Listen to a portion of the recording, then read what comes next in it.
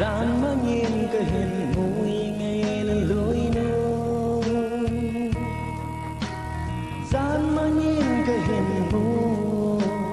dù lâu gần xiên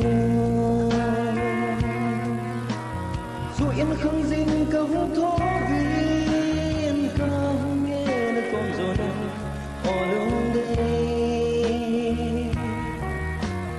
nấu chim dâu dầu lung xiết na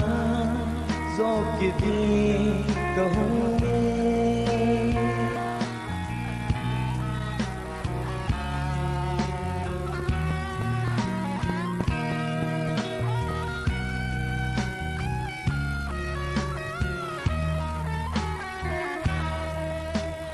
lung in ca ghé dinh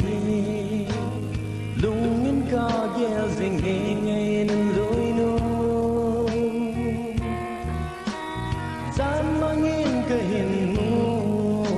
để hình ghé gọi hình tem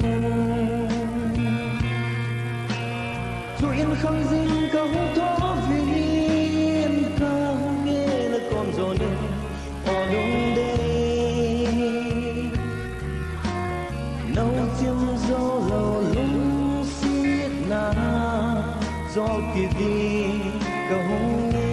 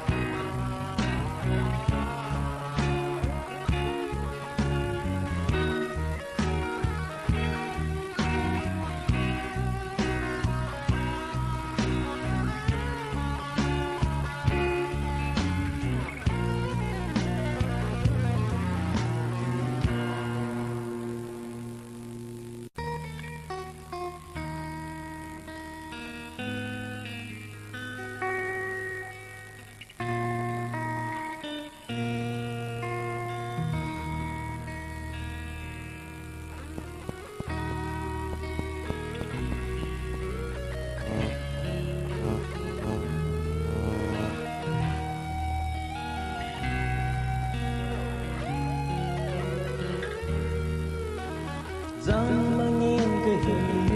mù gian mà nhìn cái hình